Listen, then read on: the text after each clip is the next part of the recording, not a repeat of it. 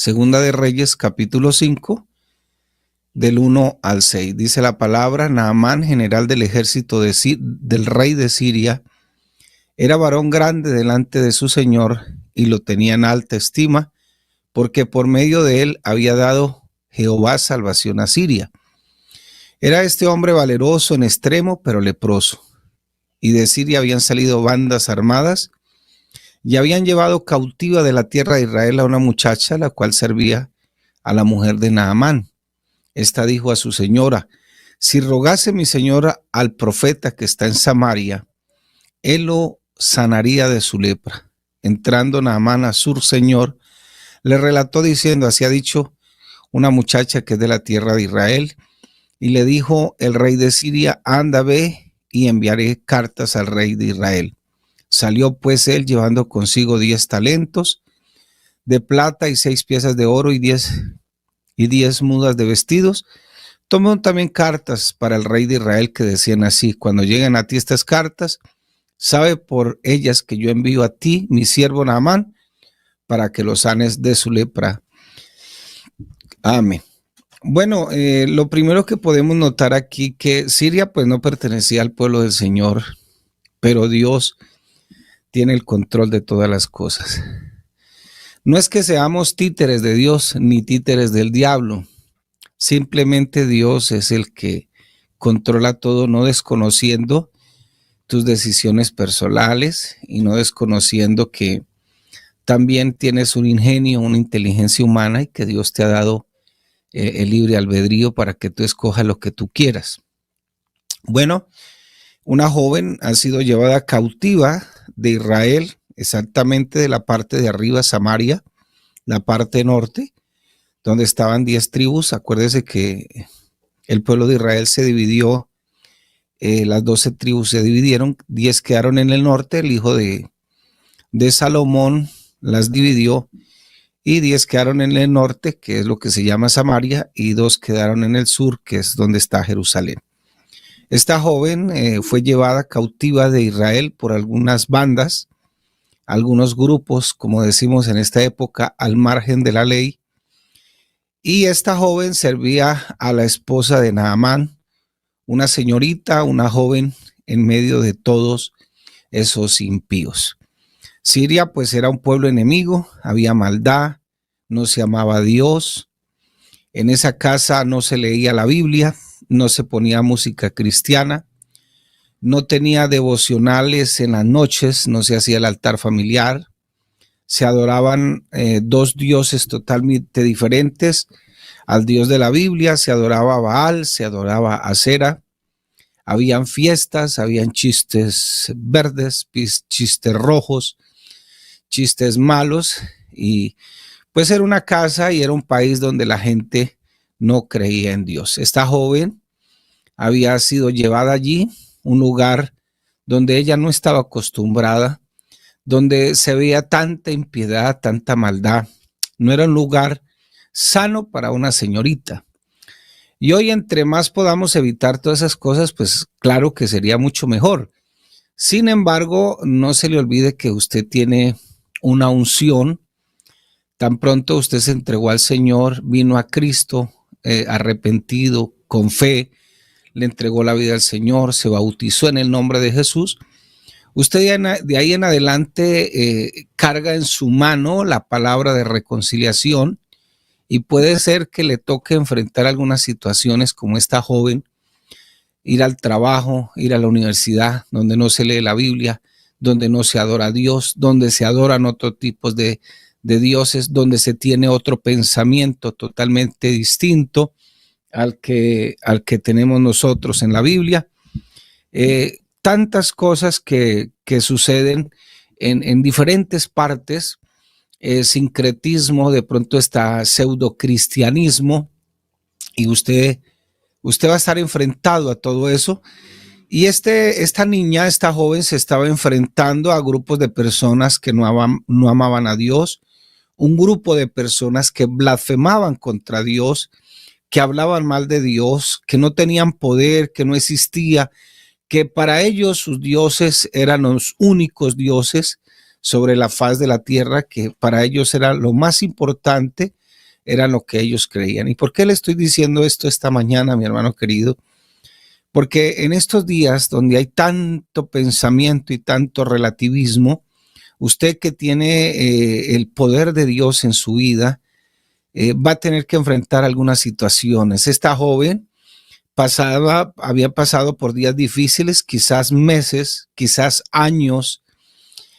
Nosotros nos hemos acostumbrado de que como ahora todo es instantáneo, el café es instantáneo, la sopa es instantánea, las verduras ya vienen precocidas, las arepas ya las venden hechas, entonces todo es instantáneo. Pero esta señorita, esta joven, había tenido que pasar momentos difíciles, había salido de su tierra, de sus familias. Esta señorita algo sí tenía bien claro, y es que conocía a Dios y conocía a la gente que amaba a Dios, conocía a los profetas que amaban a Dios, había visto muchos milagros de parte de Dios. Era una señorita que estaba siendo secuestrada, raptada, había sido sacada de su pueblo, pero en medio de todo esto, esta joven, como le puede suceder a usted también en esta mañana, tienen en su mano la palabra de reconciliación, como lo dice Segunda de Corintios capítulo 5, versículo 19. El versículo 1 del que acabamos de leer dice: Naamán, general del ejército de Siria, era varón grande delante de su señor, y el general era tenido en alta estima porque por medio de él había dado Jehová salvación a Siria. Fíjese que ahí está el control de Dios, la soberanía divina. Era este hombre valeroso en extremo, pero dice aquí, tenía un pero leproso. De Siria, bueno, muchos comparan la lepra con el pecado. ¿Y por qué la comparan? No porque huela feo, porque a veces el pecado no huele tan feo, y a veces nosotros pecamos porque pues de hecho somos pecadores y nos gusta el pecado, nos gusta todas esas cosas, pero porque es comparada el pecado con la lepra. Porque las personas que se contagian de lepra van caminando por ahí, de repente sus manos, sus dedos, su piel choca con algo y la piel se cae, automáticamente se cae, pero ellos no sienten. La lepra lo que hace es que ataca el sistema nervioso y la piel al mismo tiempo, y la persona pierde toda la sensibilidad, y por eso ella se le cae cualquier parte de su cuerpo, aunque la lepra sí tiene cura, cualquier parte de su cuerpo, y automáticamente la persona no siente. Por eso la lepra es comparada con el pecado, porque eso es lo que hace el pecado con el ser humano. El pecado vuelve insensible a la persona, hace las cosas, a veces las hace por inercia, sencillamente porque lo hace y no tiene sensibilidad, pierde toda sensibilidad. Y de Siria, volviendo aquí al tema, habían salido bandas armadas, dice la Biblia, y habían llevado esclavos cautivos de la tierra de Israel, una muchacha, una señorita, la habían sacado de su país, así como lo mismo que hicieron con Daniel, y lo más probable es que hayan matado a sus padres, hayan destruido su casa, quizás le habían quitado todo lo que tenía. Bueno, qué bueno que en esta mañana usted que está aquí escuchando este devocional, hay más de 2,000 personas, usted hoy se convierta en una persona que tiene una luz y que la va a llevar allá donde usted esté, donde hay gente que no lee la Biblia, gente que rechaza a Dios, gente que tiene otra filosofía, tiene otra religión, adoran otros dioses, pero usted hoy tiene la oportunidad, ya no eres esclavo porque Cristo te ha libertado, pero estás allí para dar testimonio del Dios que tú tienes, que es el Dios de la Biblia, que es el Dios diferente a todos los dioses que este mundo se quiera crear en su corazón. Quizás era una joven de unos 20 años, le quitaron el privilegio de estar con su familia, de estudiar. Era una joven que profesaba a Dios, que rendía sacrificios a Dios, que hacía holocaustos al Señor, que oraba, que leía la Biblia. Era una joven que quizás al sentarse en el comedor, ella agachaba su rostro para darle gracias a Dios por los alimentos. Y lo primero que podemos notar en esta joven es que esta joven no estaba amargada. Ahora está en otro lugar, ya no podía ver a sus amigos, sus familiares, quizás vio cómo murieron, y aún así esta señorita no tiene resentimiento en su corazón. Esta señorita no está amargada. Bueno, hoy día nos estamos enfrentando a una cantidad de cosas en la iglesia. Están llegando jóvenes, mujeres abusadas, maltratadas, con traumas. Ojalá el Señor este lamento lo convierta en baile, como dice la palabra. Y qué bueno que los que están en Cristo, nuevas criaturas son, y aquí todas son hechas nuevas, dice la palabra. Una de las cosas que tanto saca a la gente de la iglesia es la amargura. Cuando alguien me hace algo, dice la persona, cuando comenzamos a pensar que ese hermano nos hizo algo, que este hermano no me saludó, que me hizo un gesto feo, pensamos tantas cosas y nos llenamos de amargura y empezamos a sufrir hasta delirios de persecución.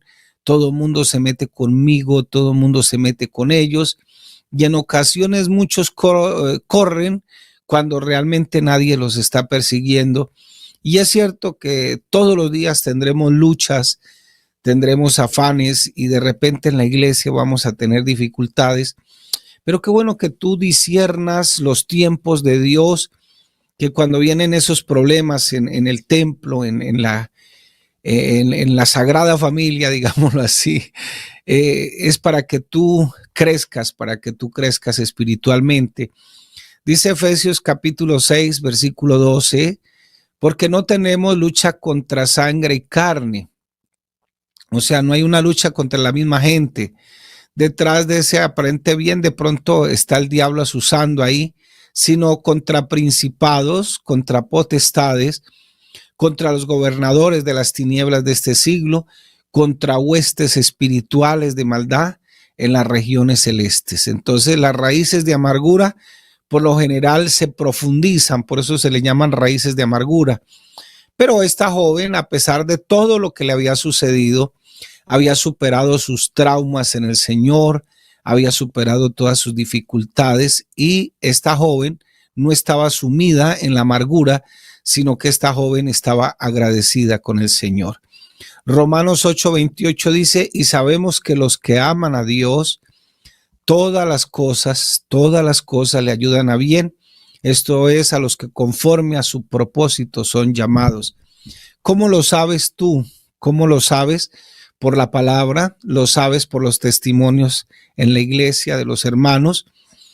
La única diferencia es que tú lo sabes, está escrito, muchos lo saben, pero la diferencia enmarcada está en los que aman a Dios. El impío no ama a Dios, la persona que no se compromete no ama a Dios, y todas las cosas, refiriéndose a las buenas, las malas, las regulares, incluso las tentaciones. Pero tú me dirás, pastor, ¿cómo así? Si la misma Biblia dice que Dios no puede ser tentado, y es verdad, Dios no puede ser tentado, pero va a permitir que a veces las tentaciones salgan a flote para que nosotros podamos entender que todavía hay un lado oscuro allá en nuestra vida y que necesita ser corregido. A los que conforme a su propósito son llamados, dice la palabra de Dios. Y digámosle al Señor en esta mañana lo que está pasando en nuestra vida, para que no nos amargue. No sé, de pronto tienes alguna raíz de amargura con algún hermano, y ¿por qué no le dices, Señor, qué es lo que está sucediendo con esto? ¿En qué quieres que tú crezcas? Que Dios quiere que tú crezcas, perdón, en paciencia, en amor, en bondad, en fidelidad, en mansedumbre, en templanza. ¿En qué quiere el Señor que tú des más fruto? Que tú te reveles, que reveles lo que tienes en tu corazón. Y no se le olvide el texto que la iglesia tiene de lema, separados de mí nada podéis hacer. El Señor no quiere que usted se amargue, que yo me amargue. Esta joven no estaba amargada, no estaba resentida, y eso es lo primero que podemos notar aquí. y ojalá que a veces uno curiosamente escucha hermanos quejándose de los hermanos con los impíos, cuando es al contrario. O sea, las buenas noticias deben ir de aquí para allá, no de allá para acá. Nosotros somos el noticiero de Dios. El mundo tiene sus propias noticias. Nosotros tenemos el noticiero del Señor. Ponga ese canal ahí. No escuche, no vea tantos videos, no vea tantas cosas así que no tienen sentido. Lo segundo que podemos ver en esta joven es que esta joven, en medio de los impíos, esta joven era servicial. Era una sierva, alguien que servía, no era una persona que tocaba mandarla. Vea, se cayó la escoba, recójala. Por eso hoy día, aunque usted no lo quiera creer, las entrevistas de trabajo ponen a un psicólogo a ver qué va a hacer la persona en ciertas cosas. Al psicólogo lo ponen para que ponga un filtro, porque a la empresa no le sirve a alguien que no sea servicial, alguien que no se comprometa, alguien que no tenga visión, alguien que no sea un siervo útil, como dice la Biblia. Entonces, qué bueno que esto lo aprendemos en la iglesia. Por eso tu iglesia es importante. Ahí es donde aprendemos a servir. Dice Segunda de Reyes, capítulo 5, versículo 2. Segunda de Reyes 5:2. Y de Siria habían salido bandas armadas y habían llevado cautiva de la tierra de Israel a una muchacha, la cual servía, dice la Biblia, a la mujer de Naamán. Ella servía a la esposa de aquel general. No tenía sueldo, era una esclava, pero servía y lo hacía con alegría. Ahora le trabajaba a esta señora. Contaba un misionero, no de nuestra iglesia, pero sí de la UPC en Estados Unidos, que había ido a servir a Dios en Etiopía. Y un día una hermana le llegó con $100 después de que la bautizó, fue bautizada con el Espíritu Santo. Le llegó con $100 y le dijo: vea, hermano, yo necesito que vaya y visite a mi hermana. Está en tal parte, estos $100 le alcanzan para ir y volver. Y le dijo: ¿y usted de dónde sacó $100? Pues imagínese, en un país tan pobre, o en esa área sobre todo, que tan pobre. Dijo: no, yo me esclavicé porque yo quiero que mi hermana también conozca al Señor y por eso le traigo este dinero para que usted vaya y le predique al Señor. Hemos entrado en un mundo donde hay tantos derechos que la gente ya ni siquiera ayuna para quebrantar la carne, para acercarse a Dios con regocijo, con gozo. A veces estamos ayunando es para hacerle huelga de hambre a Dios, y tenemos derechos, y eso es lo que nos está enseñando este mundo relativista. Es una cuestión de todos son violentados, todos son víctimas, todos están victimizados, dice Agustín Laje en su libro. Hasta el gordo está victimizado, la flaca está victimizada, todo el mundo está victimizado, y quieren hacer ver este mundo de esta manera. Pero esta sierva, aparte de que sí fue victimizada y fue llevada esclava, era una sierva trabajadora. Esta joven estaba dispuesta a trabajar, no estaba amargada, tenía una buena actitud, tenía un sentido común de la vida. Y para algunos es más fácil hurtar que trabajar. Efesios 4:28 dice: el que hurtaba no hurte más, sino que trabaje haciendo con sus manos lo que es bueno, para que tenga que compartir con el que padece necesidad. Dios quiere que tú trabajes, Dios quiere que tú sirvas, y que a través de ese trabajo tú también, que ya no debes estar amargado, porque por supuesto Cristo está haciendo una obra. Dios quiere que seamos serviciales. Salmo 138:6 dice: porque Jehová es excelso y atiende al humilde, mas al altivo mira de lejos. Dios nos puede decir en esta mañana, no sé si eres orgulloso, que trata mal a las personas, aún siendo cristiano. Fíjese que el Señor es su humildad. Por eso dijo el Señor: aprendan de mí que soy manso y humilde de corazón. El Señor nunca dejó de decir lo que tenía que decir. Lo dijo con mucha autoridad, pero actuó sabiamente, no dejó a la persona que como que se le quedara masticando la idea, por eso usó parábolas, por eso usó enseñanzas, pero a veces aprendemos mucho de esos déspotas de la televisión y queremos ser así a veces. Dios nos puede decir en esta mañana, si eres orgulloso y tratas mal a las personas, por eso Dios te puede ver de lejos. Pero esta muchacha era servicial, incluso delante de Dios. ¿Usted cree que Dios se había olvidado de ella? No, no, a pesar de que estaba por allá. ¿Usted cree que Dios se olvidó de él a pesar de que también me mataron a sus padres?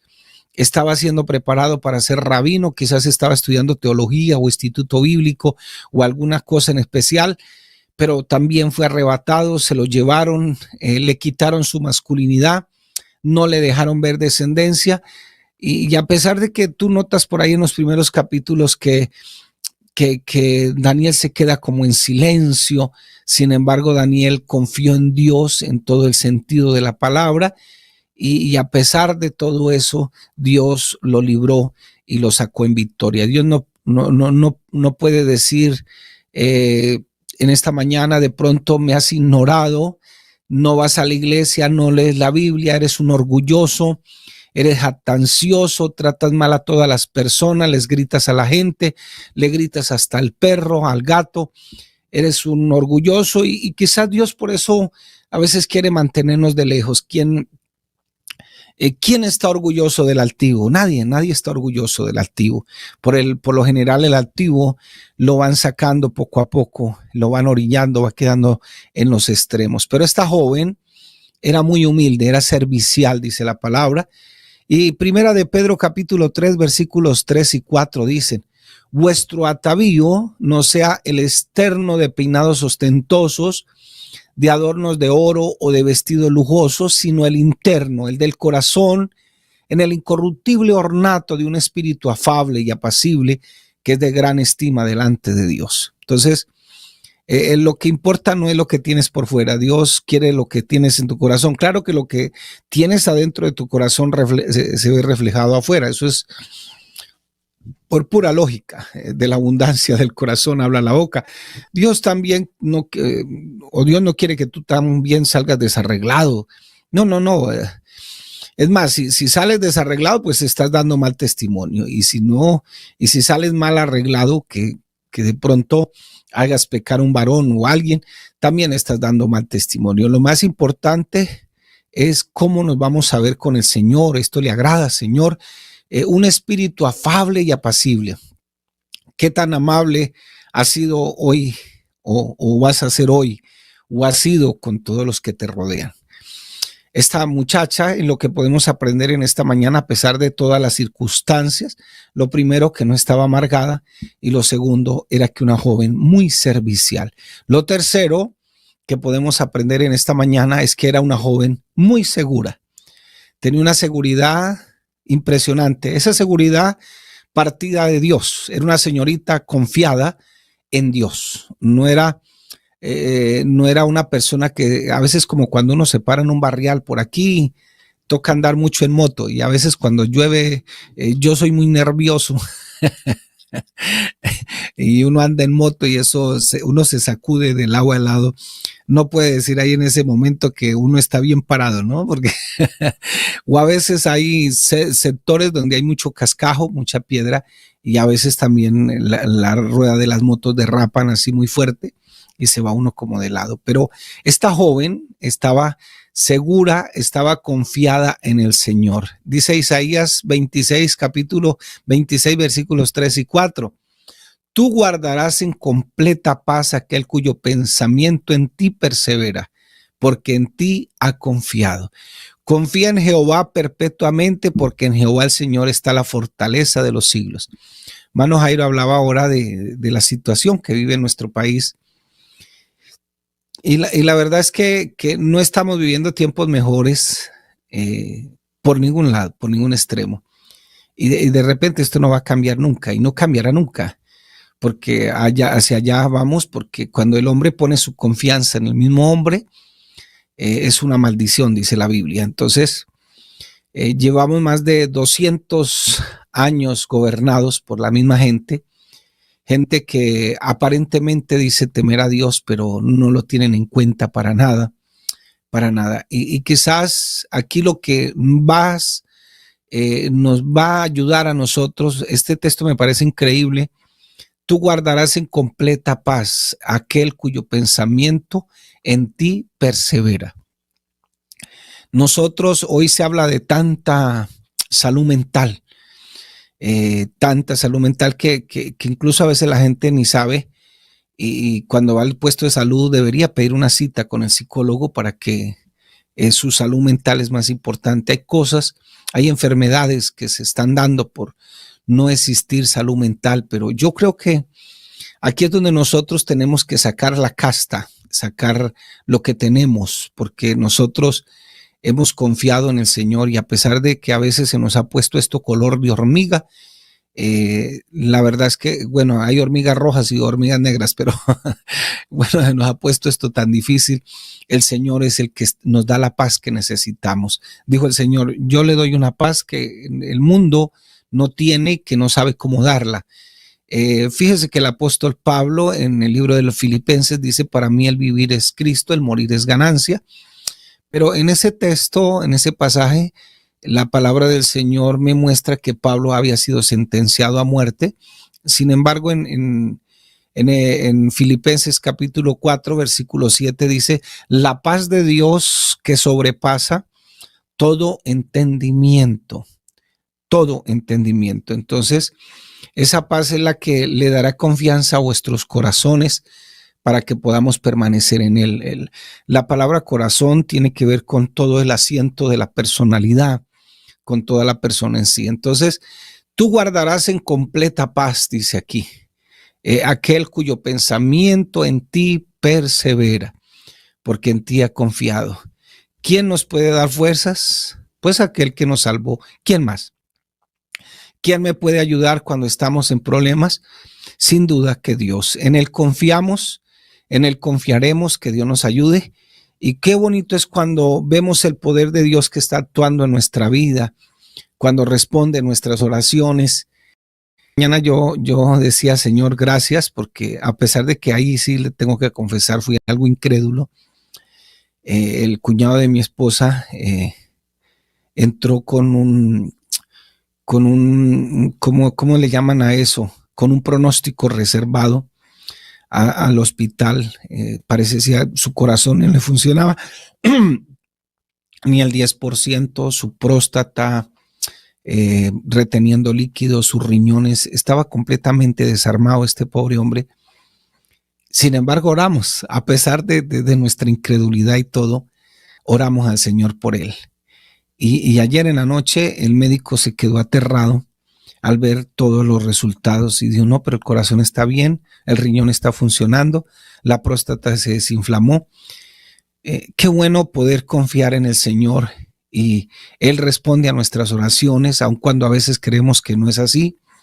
Claro, Él obra conforme a su voluntad y sus propósitos.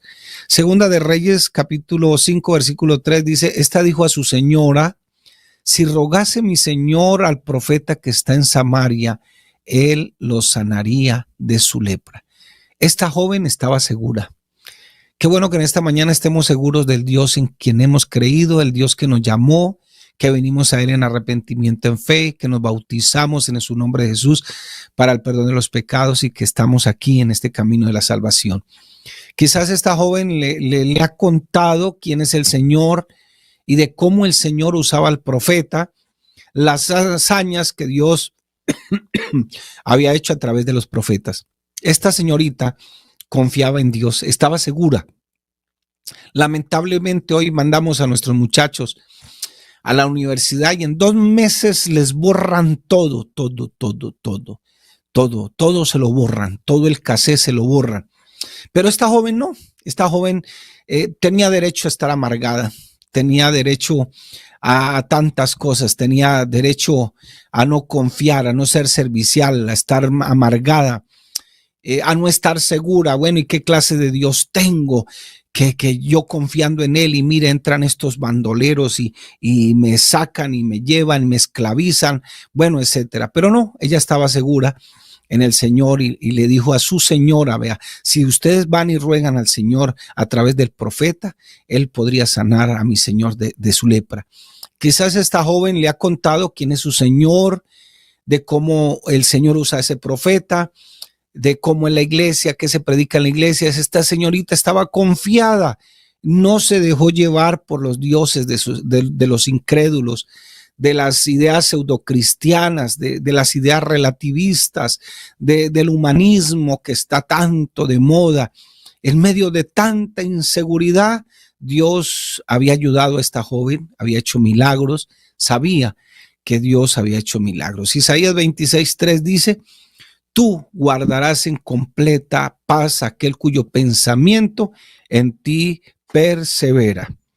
En ti persevera. Entonces, porque en ti he confiado, ha confiado.